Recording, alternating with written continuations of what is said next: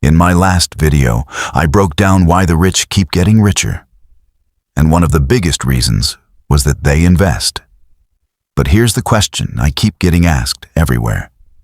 Should beginners start with crypto or stocks? If you've ever Googled this, you've probably ended up more confused than when you started. One guy says crypto is the future. Another says it's a scam. Someone else is yelling about stonks. Yeah, it's a lot. So today I'm cutting through all of that. No hype, no jargon. Joe explained style. By the end of this video, you'll know exactly what both are, how they work, the real risks, and which one makes sense for you as a beginner. Let's get into it. Let's start with stocks. Imagine your friend Dave has a pizza shop. Business is booming. People are lining up down the street. Dave wants to expand but needs money to do it. So instead of borrowing from a bank, he splits his pizza shop into 1,000 equal pieces and says, "Buy one piece for £10 and you own a tiny part of my business." That is exactly what a stock is. A tiny piece of a real company. Two things can make you money with stocks. Number one, the price goes up. Dave's pizza goes viral. Your £10 piece is now worth £25. You sell, you profit. Number two, dividends. Some companies pay you regularly just for holding their stock. Like Dave sending you cash every few months as a thank you for believing in him. Stocks trade on exchanges like the New York Stock Exchange or NASDAQ. Think of it like a massive marketplace where people buy and sell pieces of companies all day long. When the news says the market is up, that just means the overall value of those companies went up. Nothing scary. And here's something important for beginners. You don't have to pick individual companies. Index funds automatically spread your money across hundreds of companies at once. Instead of betting everything on Dave's pizza, you're betting on 500 businesses simultaneously. If one fails, the others carry you. Incredibly powerful. Now crypto. Deep breath. Forget everything you think you know. Fresh start. You know how regular money works. You earn pounds or dollars, put it in a bank, and the government controls how much exists. They can print more whenever they want.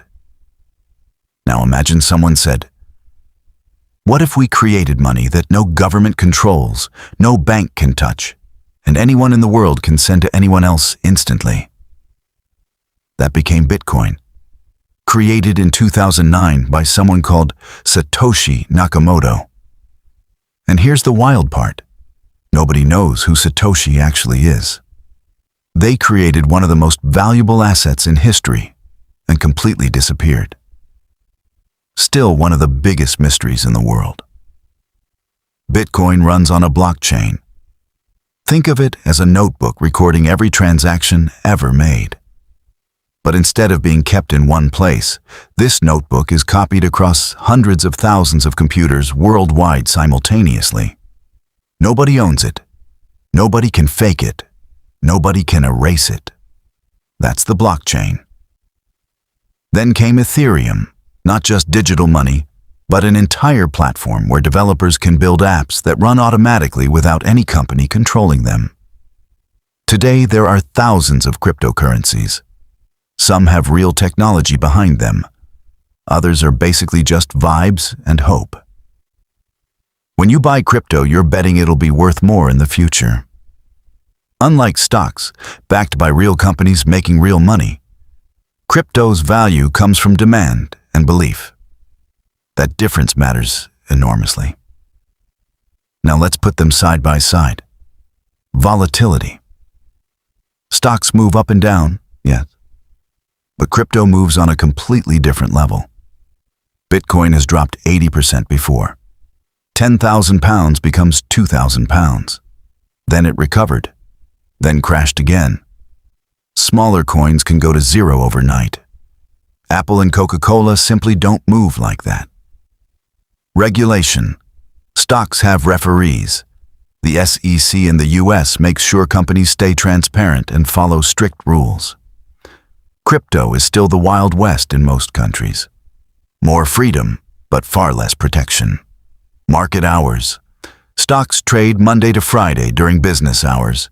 Crypto never sleeps. Bitcoin is moving at 3 in the morning on Christmas Day. Always. What you own. With stocks, you own part of a real business, real employees, real products, real revenue.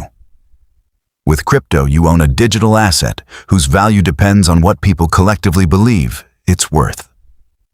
Track record. The stock market has over 200 years of history and data. Crypto has 15 years. It's a teenager, exciting but still finding itself. Now risk. Nobody wants this part. But it's what actually protects your money. With stocks, the biggest danger isn't the market crashing. Crashes happen and they recover. The real danger is your own reaction. Think of it like a house. You buy it for £200,000. The market dips and it's temporarily worth $160,000. Do you panic and sell at a loss? No. You know the dip is temporary. You wait. Stocks work exactly the same way. Patience is the strategy.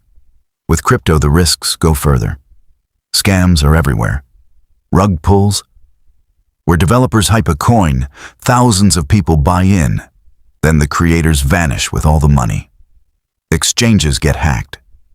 And if you lose access to your crypto wallet, your password, your recovery phrase, your money is gone forever. No customer service. No bank to call. Just gone. Studies show the majority of active crypto traders lose money. Not because crypto is evil, but because timing an extremely volatile market is one of the hardest things in finance, even for professionals. So which one should beginners start with? Stocks first. Here's why. Learning to invest is like learning to drive. Nobody gets into a Formula One car on day one. It goes 200 miles per hour, and one mistake ends everything. Instead, you start in a quiet car park. Low speed. Room to learn. You build confidence slowly. Stocks are the car park. Steady, forgiving. Perfect for learning how investing actually feels. How to handle dips without panicking.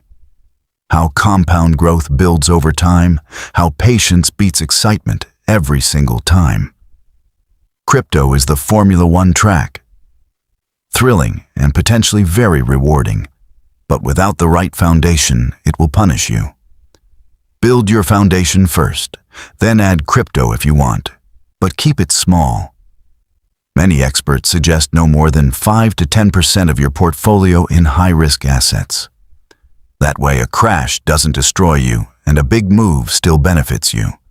And please, do not put your rent money into a random coin because someone on TikTok with a rented Lamborghini told you it's going to 10 times. That is not investing, that is gambling. Here's how to get started. For stocks, open a free brokerage account. In the US, try Fidelity, Schwab, or Robinhood. In the UK, try Trading 212 or Free Trade. Search for an S&P 500 index fund. It spreads your money across the 500 biggest companies in America automatically. Invest a fixed amount every month and leave it alone. Boring? Yes. Powerful? Absolutely. For crypto, start with Bitcoin or Ethereum only. Use a reputable exchange like Coinbase or Binance. Only invest what you can genuinely afford to lose completely. Consider a hardware wallet for long-term storage. Most importantly, keep learning. The more you understand money, the better every financial decision you make becomes. That is exactly why this channel exists. If this helped you, subscribe to Joe Explains. Every week I break down money, investing, and business in a way that actually makes sense. Drop a comment, Team Stocks, Team Crypto, or both. I read every single one. Go watch my last video on why the rich keep getting richer, linking it right now. It connects perfectly with everything we just covered. I'll see you in the next one.